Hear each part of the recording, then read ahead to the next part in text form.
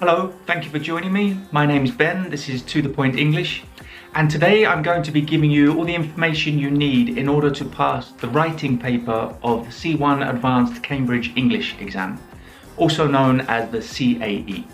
Okay, let's do this.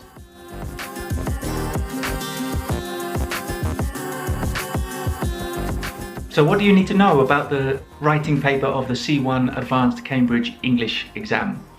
Well, first of all, it consists of two parts, and you will have 1.5 hours to do both parts. So you'll have two writing compositions. Now, part one is compulsory, and it's an essay. So you'll have to write an essay of between 220 and 260 words. Part two is a choice. You'll have 3 options, and you choose one of a letter or an email, a proposal, a report, or a review. So those are 4 different styles of composition. In the exam, you will have 3 options and you need to choose one. Also, you will need to write between 220 and 240 words.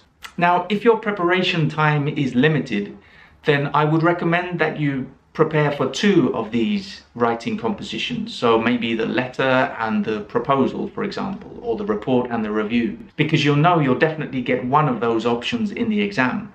But that's only if your preparation time is very limited, like you have less than 2 months to prepare for the exam. If you have more time, which you should really, you need to leave yourself as much time as possible to prepare. If you have more time, then I would recommend you prepare for all of them, and you spend time on all of the different options for 2 reasons.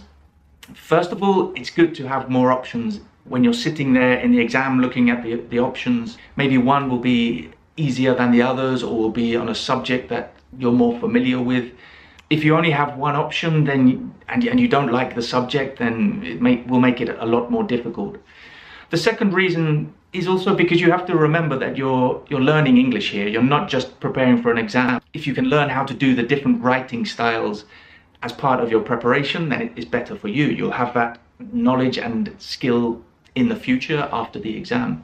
Now, it's very important to think about time management for the writing paper, because much like the reading and use of English, you have a limited amount of time to do the exercises.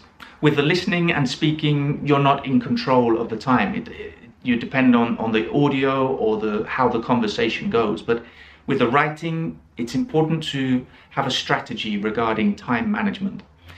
Now, my recommendation is to split the 2 parts 50-50, because the points you get are equal, the number of words you have to write are the same, and you should be equally prepared for both parts. I mean, the essay is compulsory, so you can prepare for that style of writing. But the other parts, as I said, if you have plenty of time to prepare, then you should be equally as prepared as for the essay. So I would say 50-50. It always depends on the person, though. The individual student may have different preferences regarding time. Some people prefer to spend more time on part 2 than part 1. The important thing is that you practice and find the best strategy. But I would recommend 50-50. Regarding time management for each writing composition, I always recommend 15-20-10.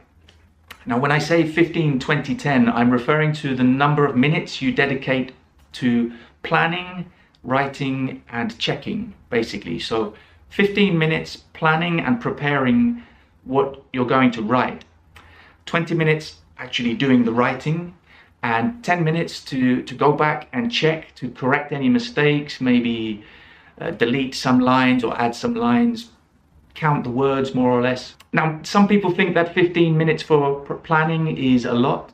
Maybe it is, but the more time you spend planning, the less time you will need for the writing. And it's very important to structure the compositions well. So I think 15 minutes, at least 15 minutes, is good. But again, practice and find the best time management for yourself. That's my recommendation as a teacher, based on my experience of helping students over the last 15 years with these Cambridge exams. Now, I think it's important to talk a little bit about the marking criteria that the examiners use for this exam. First of all, the word length.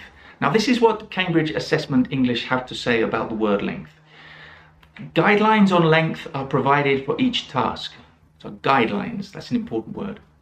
Responses which are too short may not have an adequate range of language and may not provide all the information that is required, while responses which are too long may contain irrelevant content and have a negative effect on the reader. These may affect candidates' marks on the relevant subscales. Now, the important word there is guidelines. This word length, 220 to 260 words, it's a guideline. But as you can see, it's a guideline for a reason. If you write less, you may not include enough information. If you write too much, you may be including some irrelevant information. So yes, it's important to know how many words you've written, but if you write 210 instead of 220, if you've included all the information they've asked for, it won't be a problem. And if you write 270 instead of 260, it's not a big problem. You need to try to keep within the word length, but if you find that you've finished and you have nothing more to say, you feel that you've included all the information you need, that will probably be okay. And likewise, if you feel you can't take anything out of what you've written, there's nothing you can delete, it's all important, it's all relevant, that's okay too. Keep as close as possible, but don't obsess about it too much. Now, the examiners basically follow 4 criteria when they're marking these exams. Content, communicative achievement, organization, and language. Now, when they're talking about content, they're referring to basically whether the candidate has answered the question. If the composition is relevant to the task and that the reader, the target reader, is fully informed based on the question. And communicative achievement refers to the style and the register. Now, at an advanced level, this is very important, the style that you're writing in. If it's a proposal, you need a different style to a letter. An essay is different to a review. So in your preparation, you need to know exactly what style you need to write. You need to think about who your target reader is, who is going to be reading this composition, and you'll see that in the question. And the register is also important. When we say register, we're talking about how formal or informal the writing composition is. So of course, for an email or a letter, it will probably be more informal. A proposal will be more formal, a report will be more formal. So it's important to use the correct register.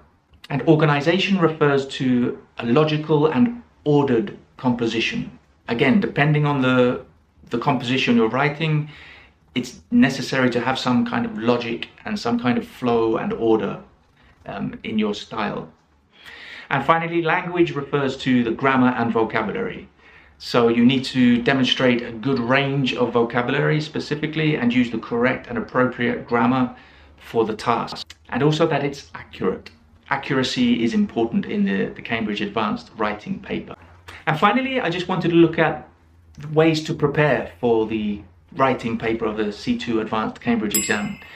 The best way is to practice, of course, to do as many practice papers as possible, just to get an idea for the timing, the style, the register that you need. It's the best way to be as prepared as possible.